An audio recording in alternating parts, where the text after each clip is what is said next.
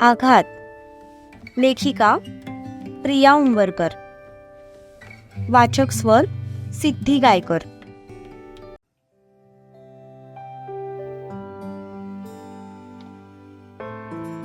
अगं ती भांडी राहू देत, तू जा आणि जाऊन पहिला कपडे बदल. मी आज शांतीला बोलवलंय मदतीला, येईलच ती थोड्या वेळात. तू जाऊन तुझा अवतार ठीक कर आधी. रत्ना भांडी घासणाऱ्या राधाकडे बघून म्हणाल्या. ठीक आहे असं म्हणत राधाने तिचे हात धुतले आणि तिच्या खोलीत गेली. तिने कपाट उघडलं आणि ती थोडा वेळ ब्लँक झाली. प्रत्येक मुलीला भेडसावणारा प्रश्न आज तिच्या समोर पण उभा राहिला की मी नेमकं आज कुठले कपडे घालू. मनातून कितीही त्याला इग्नोर करायचं ठरवलं असलं तरी तो येणार या गोष्टीचा आनंद मनात कुठेतरी होताच.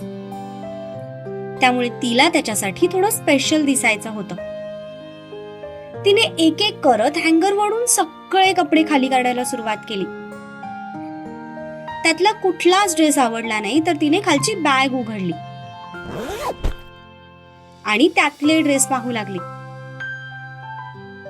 15-20 मिनिटं त्यात वेळ घालवल्यानंतर तिने एक आकाशी रंगाचा अनारकली ड्रेस सिलेक्ट केला. बाकी कपडे पटापट आत ठेवून तिने रेडी व्हायला सुरुवात केली. तिने तिचे वरती बांधलेले केस क्लचर लावून मोकळे सोडले. दोघी बहिणी रूपवान असल्यामुळे त्यांना मेकअपची तशी गरज नव्हती.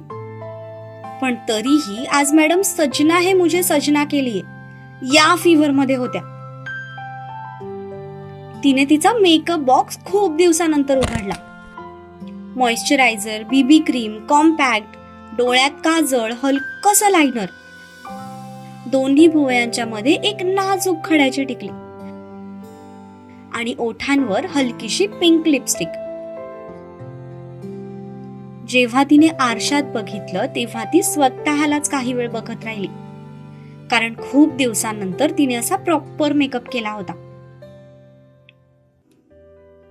तिने आरशात पाहिलं आणि तिला पाठीमागे भिंतीला टेकून दोन्ही खिशात हात टाकून उभा राहिलेला सूर्या दिसला. तसे तिचे डोळे आश्चर्याने मोठे झाले. ती मागे वळून बघणार होती तितक्यात तोच आरशातल्या तिच्या प्रतिबिंबाकडे बघत हळूहळू तिच्या जवळ येऊ लागला. त्याला येताना बघून ती स्तब्ध झाली. मागे वळून बघण्याची पण तिच्यात हिंमत नव्हती. तो चालत तिच्या पाठी येऊन उभा राहिला. आता तिच्या प्रतिबिंबाच्या मागे त्याचं प्रतिबिंब दिसत होता. त्याने आरशातल्या तिच्याकडे पाहिलं आणि म्हणाला, खूप सुंदर दिसतेस. असं म्हणत त्याने पाठीमागून तिला मिठी मारली आणि तिच्या खांद्यावर हनुवटी टेकवली. ती मात्र त्याच्या स्पर्शाने एकदम फ्रीज झाली होती. हृदयाची धडधड प्रचंड वाढली होती. त्याने अलगद एका हाताने तिचे केस बाजूला केले आणि तिच्या मानेवर ओठ टेकवले. तसं तिने हातांच्या मुठीत गच्च ड्रेस आवळून घेतला. तिच्यापासून थोडं बाजूला होत त्याने तिला पाठी वळवलं. तिची नजर खाली झुकलेली होती. त्याने हळूच एका बोटाने तिचा चेहरा वर केला, पण तिने डोळे घट्ट मिटून घेतले होते. ते बघून तो गालातच हसला. त्याने तिचा चेहरा दोन्ही हातांच्या उंजळीत पकडला आणि तो हळूहळू करत तिच्या ओठांजवळ येऊ लागला. तिला त्याचे श्वास एकदम तिच्या चेहऱ्याजवळ जाणवू लागले. तसं ती श्वास रोखून उभी राहिली. त्याने पुढे होत हलकेच तिच्या ओठांवर ओठ टेकवले आणि तो बाजूला झाला. पण ती मात्र अजूनही डोळे मिटून तशी शांत उभी होती, कारण त्याच्या ओठांचा स्पर्श अजूनही तिला तिच्या ओठांवर जाणवत होता.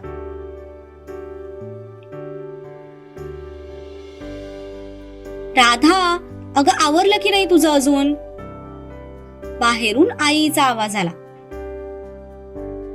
तसं तिने दचकून डोळे उघडले, पण डोळे उघडताच ती भांबावल्यासारखी इकडे तिकडे बघू लागली. जेव्हा तिच्या लक्षात आलं की हे सगळं स्वप्न होतं, तेव्हा मात्र तिने स्वतःलाच डोक्यात एक टपली मारली. चेहऱ्यावर आलेली लाजेची लाली काही केल्या लपत नव्हती. तिने हातांच्या उंजळीत चेहरा झाकून घेतला आणि कमालीची लाजली.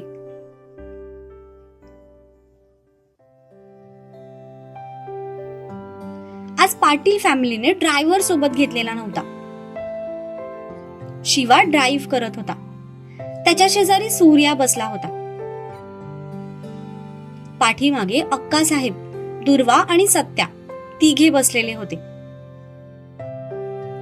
आज अप्पांची फिजिओथेरपिस्ट कडे अपॉइंटमेंट असल्यामुळे संपत काका त्यांना घेऊन गेले होते. त्यामुळे ते दोघेही आज आले नव्हते. शिवा गाडी थांबव, सत्यजित म्हणाला. तसं शिवाने ब्रेक दाबला. सत्यजितने गाडी एका स्वीट मार्टच्या समोर थांबवली होती. मी आलोच, असं म्हणत तो खाली उतरला आणि डोळ्यांवर गॉगल चढवत आतमध्ये निघून गेला. थोड्या वेळातच तो एक मोठी बास्केट भरून स्वीट्स घेऊन आला होता. दुर्वाने तर ती बास्केट बघूनच डोळ्याला हात लावला. आधीच अक्कासाहेबांनी खूप साऱ्या गोष्टी घरून सोबत घेतलेल्या होत्या. शेतातली ताजी फळं सुद्धा सोबत घेतली होती आणि त्यात आता पुन्हा हा बास्केट भरून स्वीट घेऊन आला होता. गोड खाऊन मामाश्रींना डायबेटीज होणार आहे. शिवा तोंडातल्या तोंडात पुटपुटला, पण तरीही सूर्याला ऐकू गेलंच. असं असेल तर पुढच्या मेडिकल शॉपमध्ये गाडी थांबव, मी आत्ताच डायबेटीसच्या गोळ्या घेऊन ठेवतो. सूर्या हळूच त्याच्या जवळ झुकत फक्त त्याला ऐकू येईल अशा आवाजात म्हणाला. पण हे ऐकून शिवा मात्र गालात हसला आणि दोघांनी पण एकमेकांना हायफाय केलं. काय चालू आहे तुमच्या दोघांचं? पाठीमागून सत्यजित म्हणाला. तसं दोघांनीही चेहरा नॉर्मल ठेवला. काय नाही भाई, असंच थोड्या गप्पा मारत होतो. शिवाने एकदम साळसूतपणाच्या भावानं उत्तर दिलं. ड्रायव्हिंग करतोयस ना, मग तिकडेच लक्ष दे, पाठीमागून सत्यजित म्हणाला. तसं शिवाने हो म्हणून मान डोलवली.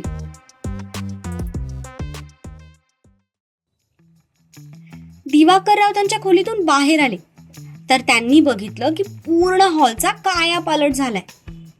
सोफ्यावरचे कव्हर्स बदललेले होते, पडदे पण नवीन दिसत होते.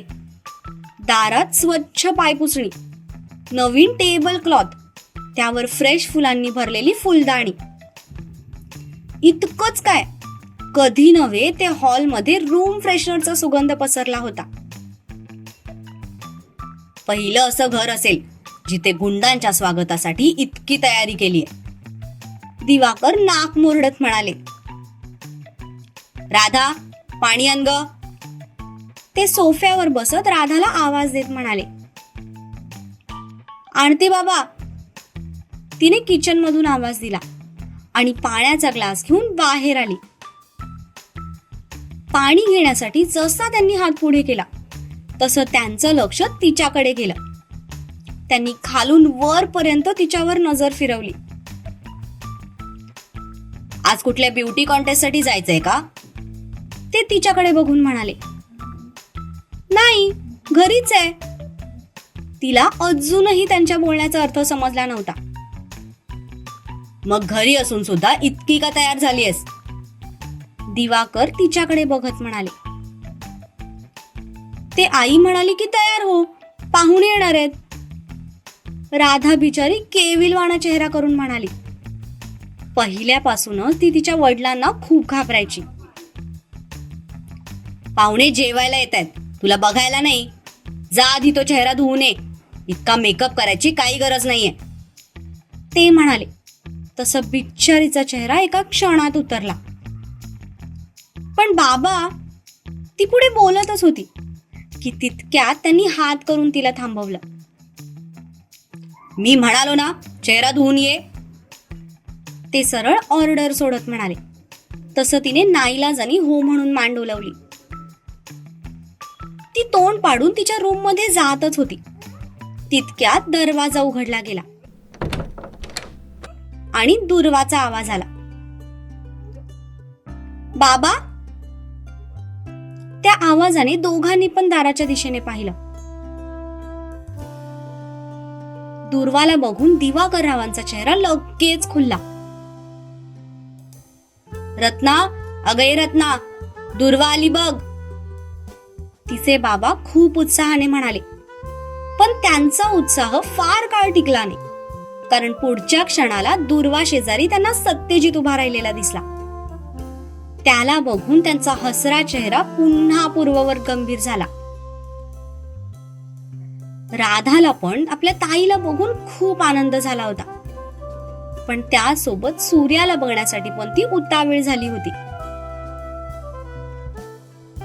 राधा, जा पटकन पाण्याचे ग्लास भरून ठेव, रत्ना पाठीमागून येत म्हणाल्या. तेव्हा कुठे ती तिच्या तंद्रीतून बाहेर आली आणि हो म्हणत आत निघून गेली. रत्ना पुढे झाल्या आणि त्यांनी सत्यजित आणि दुर्वा दोघांवरूनही भाकर तुकडा ओवाळून टाकला आणि त्यांना आत यायला सांगितलं. माहेरी आल्यामुळे दुर्वाच्या चेहऱ्यावर खूप आनंद दिसत होता.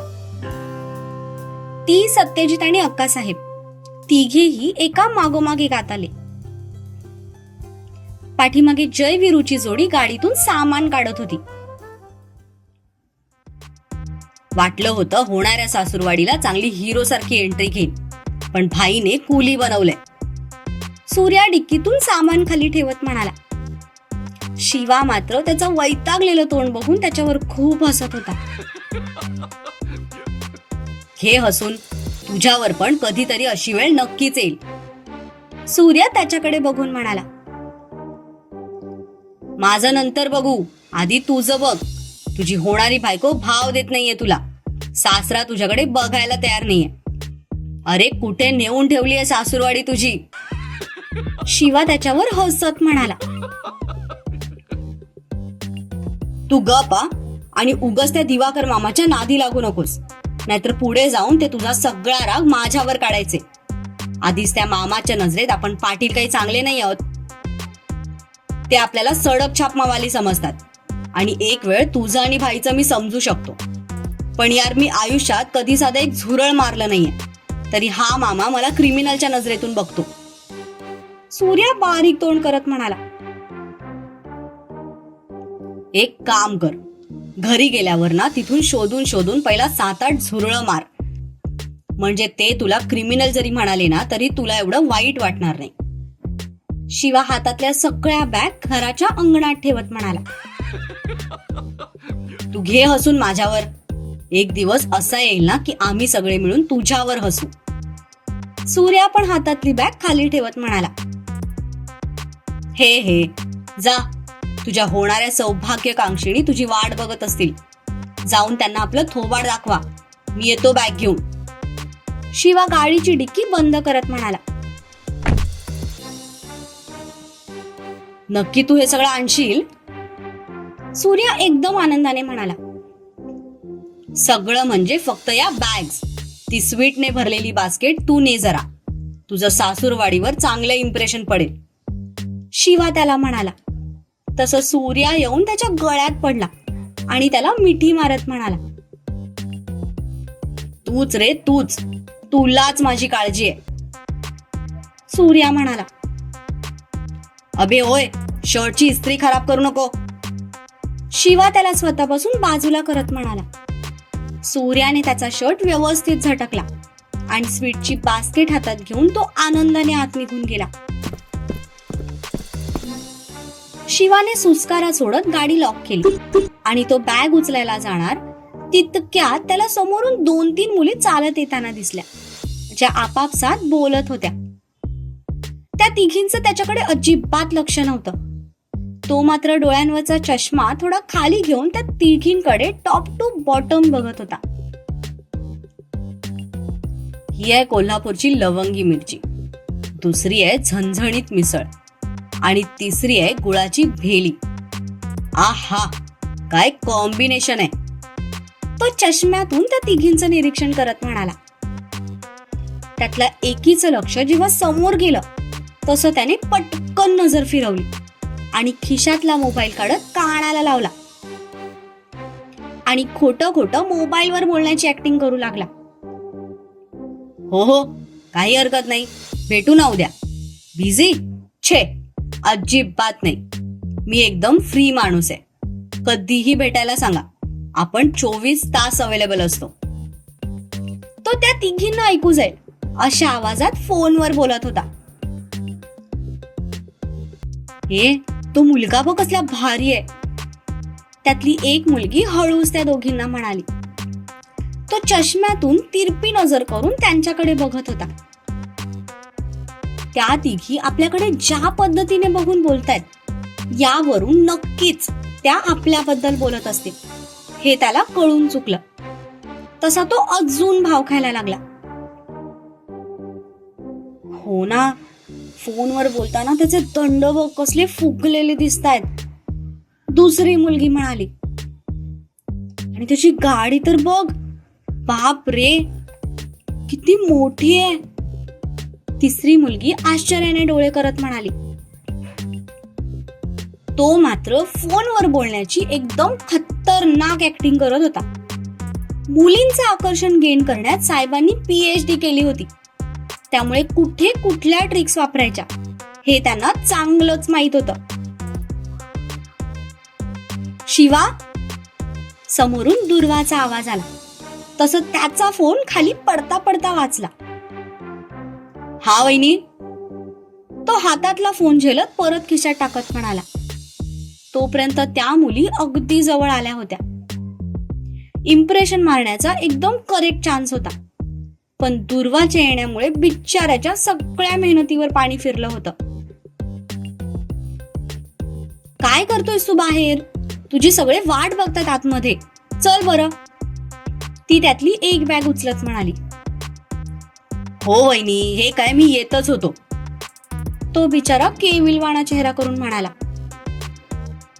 आता त्या मुलींसमोरच त्याला समोरच्या बॅग्स उचलाव्या लागणार होत्या आणि या विचारानेच बिचाऱ्याचा चेहरा बारीक झाला होता.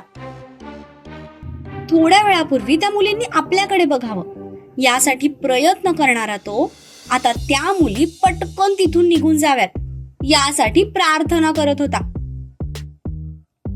शिवा, येतोयस ना?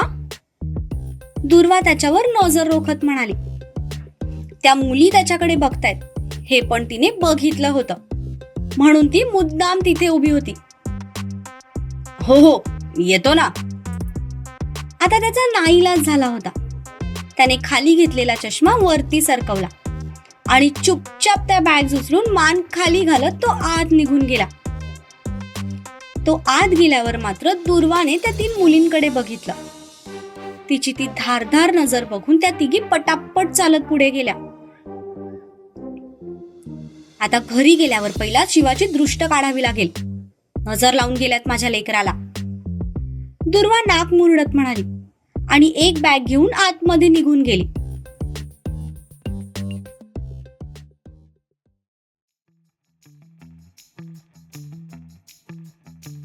सर्वजण सोफ्यावर बसलेले होते.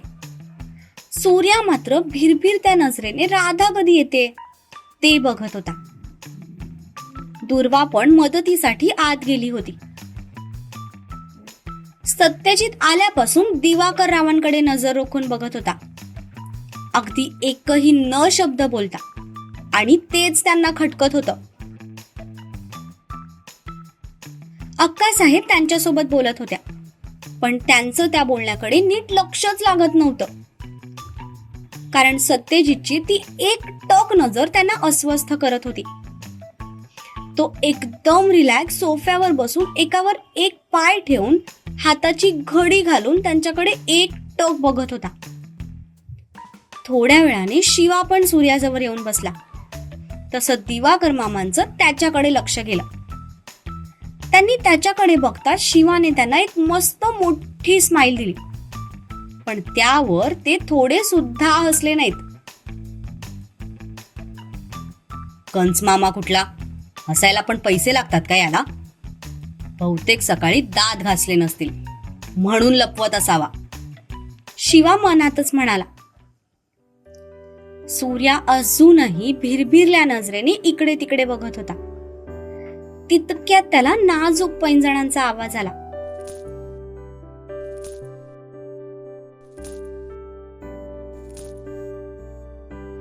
तशी त्याची ती नजर तिकडे गेली, ज्या व्यक्तीची तो इतक्या आतुरतेने वाट बघत होता.